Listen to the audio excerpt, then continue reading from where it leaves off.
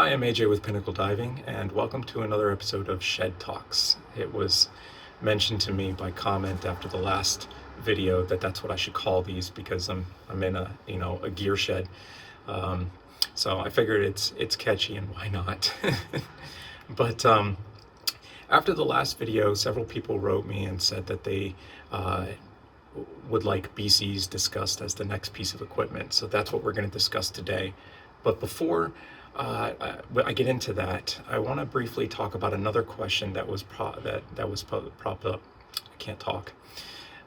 Was why am I having these conversations? Well, like I said in the previous video, I believe that it is inherent responsibility for all instructors to guide their students toward making better decisions, better choices, and that includes our equipment. The design characteristics and performance characteristics of our equipment has a direct impact on our performance and capabilities as a diver. And your equipment can work for you or it can work against you. And bad equipment will degrade your performance, could increase your risk, and prevent you from performing emergency procedure, reacting to emergency procedures properly. So, I mean, all these things are kind of connected together. One thing has an effect on many things down the chain. And so we have a responsibility to guide people toward making better choices, and discussing the pros and cons of equipment is part of that conversation. There are a few things in life that are definitively right and wrong. Most things are kind of good, bad, and better. And so that's kind of where this comes in. I would rather not be mediocre on my best day and just say, okay, that's good equipment. I would rather make sure that I'm meeting the inherent responsibilities in my role and directing people towards the better. I want to produce the best educated and the best trained and the best divers in the world. And so this is a small piece of doing that. Okay, so let's talk about BCs. There are three primary categories for buoyancy compensators. There's jacket BCs, there's back inflator hybrid BCs, and there's back plate and wings. Now, there are other types of BCs. There's side mount, for example, and those are specialty equipment for different types of diving. And that would be a separate conversation entirely. Let's just stick to back mounted, which is what the vast majority of divers do, okay? So jacket BCs have their history in the timeline, like right after horse collar BCs. It sort of came around in the late 70s, early 80s. And they do one thing really, really well. Maybe, I'm going to say maybe, is they put a diver in a good vertical position upright at the surface. I think they lack in this too, but we'll get to that. But they put a diver in an upright position. Now, as divers, we spend maybe 1% or less of our time on the surface, and 99 or greater percent of our time is underwater diving. And for biological and physics reasons, horizontal is the ideal diving position, okay? Plus or minus 20 degrees, and your environmental, surroundings and considerations are a part of that as well. But horizontal trim position is considered the ideal position. Jacket BCs are really not the best design for maintaining this. There's a few things that are flaws in their design that work against divers in trying to maintain a horizontal position. Okay, the first thing is that they're a large air cell. So gas can flow freely throughout the entire BC. The air cell that's inside, it wraps around the diver's body, encompasses the entire back, and some of them even over the shoulders a little bit. And air always goes up underwater. So if you're trying to maintain a horizontal position and you rotate, that air can rotate as well, and it's going to exacerbate that rotation. In conjunction with that, you have this cylinder on your back, and that cylinder has weight to it. And that negative weight is also going to pull on the diver and continue that rotation. And so it's many divers, especially new divers, students, for example, taking an open water course, will find that they struggle intently trying to maintain this position while they're underwater. And then they'll come back to you the next day and they'll say, wow, my back hurts a lot, I'm really sore. And that's because a good majority of people these days are not really physically fit. They spend a lot of time in a sedentary lifestyle, sitting at a desk or doing menial work, and they don't use those muscles. And this is probably the first time in forever that they're using these hundreds of little muscles in their back that are responsible for keeping them stable. And so while they're underwater, they're really tense and they don't know it, and they're struggling trying to maintain that horizontal position because there's no stability inside this BC design. That is also, the instability is increased by the footprint of the weight of the cylinder on the diver as well. Many jacket BCs have this small little plastic piece built into them, and that plastic piece's job is to provide a hard connection and provide some sort of stability for the cylinder connection to the diver. But unfortunately, its footprint is really narrow and really small, and so it's the weight of the cylinder on top of it, it's also very high, increases its moment and allows it to flop from side to side, exacerbating that rolling effect that divers are trying to prevent. So these things are all working against the diver in the water.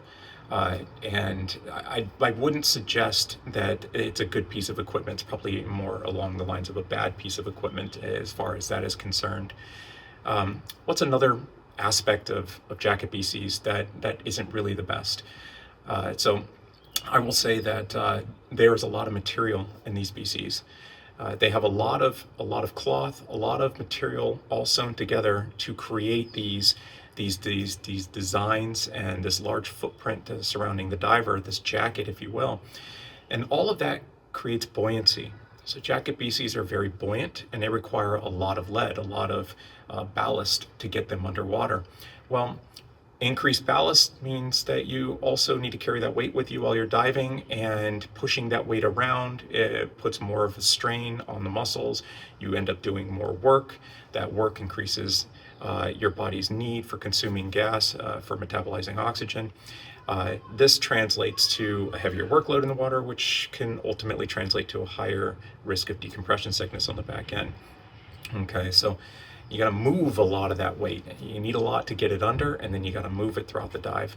I think less weight is probably more ideal. I think we can all agree with that. And jacket BCs, unfortunately, don't allow you to reduce the weight as much as you possibly could if you chose a different type of BC design. All right, so they have a lot of material, they're very buoyant, they require a lot of extra weight. All right. Another thing is that they are all sewn together. Let's talk about the economics aspect of these, right? Jacket BCs are typically quite expensive. Many of them $1,000 or greater than $1,000. You could spend up to $1,500 or more on some of these, right? They're very pricey.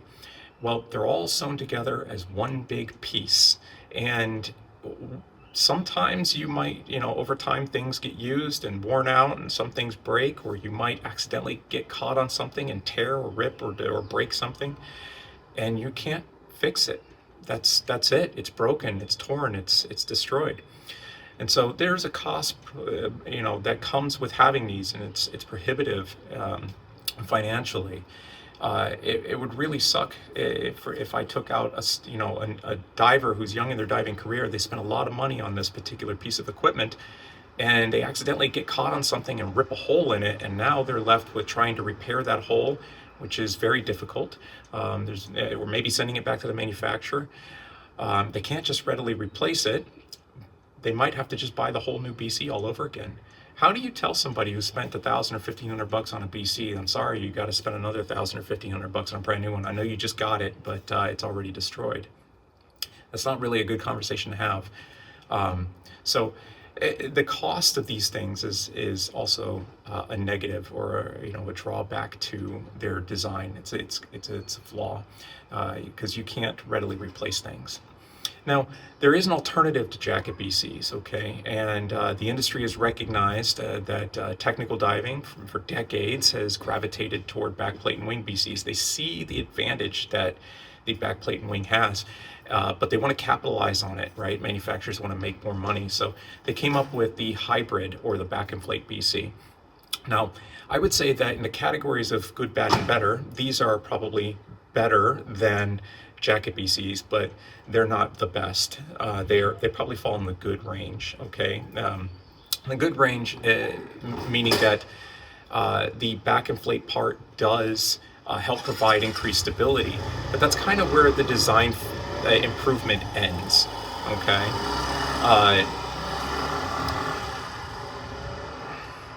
They typically have worse buoyancy characteristics than jacket BCs. A lot of backplate BCs require more ballast than the average jacket BC does. One of them, the Hydros, for example, when you compare it to a similar sized jacket BC, requires significantly more lead to get underwater. So it is extremely buoyant, even though it technically has less material. But it's because the materials they did decide to use in the manufacturing process increase the buoyancy of the BC. So it's not really a positive in that design characteristic. Others also retain the same small connection footprint, that little piece of plastic that they sew into it to provide the hard connection between the cylinder and the diver. So the stability is not really there either.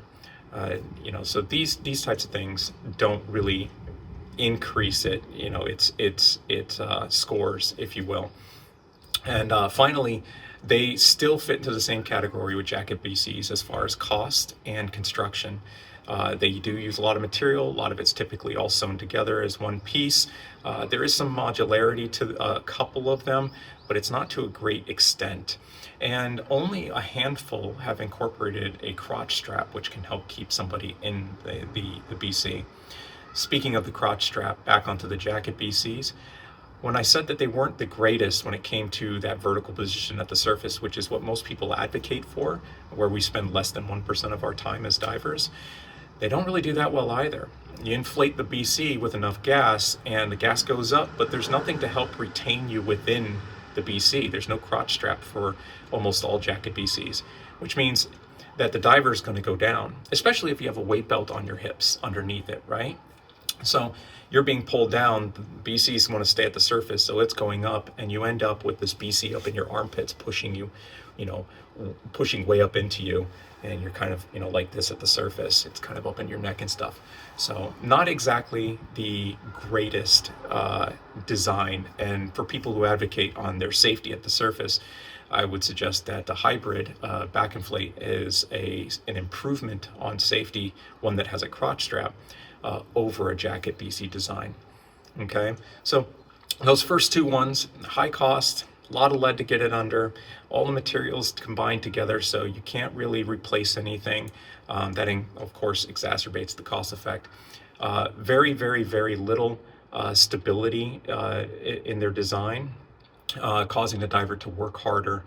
Doesn't put you or keep you in the optimal diving position. All of these things are drawbacks.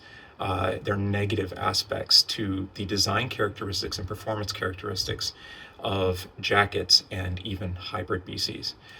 So the third category is the one that I advocate for, the only BC that we use with Pinnacle Diving Company, the one that we put all of our divers and students in from open water and up, and the only ones that we rent out, which are backplate and wing BCs.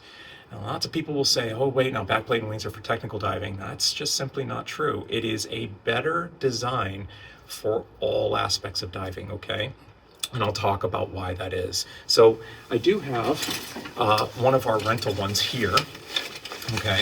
This one has a chest strap, an adjustable harness, those kinds of things that make them ideal for rental. But most professionals like myself and others around the world would prefer to not have this. They would like to have a singular strap that's set to a certain size. It's just simple, it's easy, it's more cost effective, it's cheaper, basically, does the same job. So there are different ways that you can modify these. So that brings us to the first aspect of why these are a superior design. They're easily modified and customizable. Every component on this BC, everything is an individual piece. It's all able to be removed and replaced independently, and all of it can be customized. You can customize the size, the length, you can add pockets, accessories, you can take things apart and make it as streamlined and as simple as you want. You can add connection, hardware, or remove any of that type of stuff. Move things around. If you don't like something in one place, you can change it to another place. The size of the wing does not need to stay the same. As you advance in your diving career from recreational, maybe you want to move on to technical diving, you can take this off and you can put on a larger one to support twin cylinders, if that's you. So these things are infinitely customizable, which means that they are adaptable to your needs as a diver. Maybe the type of diving that you do is boat diving, or maybe the majority of your diving is shore diving, or maybe you dive in a certain location that requires certain types of accessories. All of those things are possible with a backplate and wing BC. Now, that being said, because everything is independent on this BC, that means that everything can be replaced independently as well. So you get one of these, you use it for a period of time and something wears out, or maybe something breaks, or maybe you tear something. That's okay. If that happens, you can just take that one thing off and you can replace only it. A $30 or $35 set of webbing, 2-inch webbing, is significantly less expensive than spending $1,000 to $1,500 on a new BC because your straps broke, right? So everything can be replaced independently, and that means that this can last you a significantly longer period of time. Some people buy one, they keep it for life. They just replace things as needed. That brings us into the next thing, cost. Your average backplate and wing BC is significantly less expensive than a jacket or a hybrid BC. And most people don't know that, right? The vast majority of these are under $1,000. And that being said, some of them are even cheaper than $500. Some people will buy all the individual components very cheaply or inexpensively, and they'll piece together their own. And some things just simply aren't needed. You might have extra added accessories on some models and say, well, I don't need those things. And then it becomes much cheaper as a result. So cost, these are less expensive, okay? So those first three things already give it an advantage over a jacket, BCs, and over hybrids. But let's talk about performance, okay? We mentioned stability, all right? Backplate BCs get their name because they have a backplate. This aluminum or carbon fiber or titanium or steel plate here provides a hard connection between the tank, the cylinder, and the diver. And then it spreads and distributes the weight of that cylinder across a large surface area across the back of the diver. This increases your stability and provides a much more comfortable diving experience. Next, they get their name, the backplate and wing, from having the air cell, the wing, on the back. This wing doesn't travel around the side of the diver at all. So all the gas gets trapped behind the diver where it belongs. What does that mean when you add gas to it to make yourself neutral in the water? Gas always goes up. So that means that the gas goes into the wing floats up, and it tacos around the cylinder like a U shape. That further increases the stability and support of the cylinder. It also puts the diver in that perfect horizontal position with relative ease and almost no effort. That means that it reduces the strain on the diver, reduces the effort required for the diver to maintain that position. It makes you more streamlined in the water, which means you use less muscle and less effort to move through the water. And it keeps you in that nice position, which we advocate for biological and physical reasons. So these are infinitely customizable. All the components are independent, making them more affordable to maintain and take care of and replace things if they wear out or break. They're typically cheaper. They cost a lot less than the comparable counterparts in other categories. And they keep the diver in the diving position, which is where we spend greater than 90% of our time as divers. To me, that sounds like a better solution. And I would suggest the best solution. They also typically come with a crotch strap, which means that at the surface, while you're horizontal, actually with backplate and wings, you kind of want to lean back a little bit, but you can inflate the whole thing all the way, and that strap keeps you in the harness so it doesn't feel like you're sliding out of it. If you don't want to have a weight belt, you can have integrated pockets. If you need extra pockets or accessories to store your accessories, you can do that too. All of those things are advantageous. There's one more great advantage to backplate and wings, is that they require less weight. Most of them are negative in the water, which means that you don't need as much weight or any at all in order to dive and dive properly. So those are pros and cons to the different types of BCs, their performance and design characteristics and how they affect a diver. I'm interested in your constructive comments, your thoughts, what you think. If you can add to the conversation, put it in the comments below. And for the next video, please feel free to tell me what piece of equipment you think that I should discuss next and how it can help us. All right, have a great day.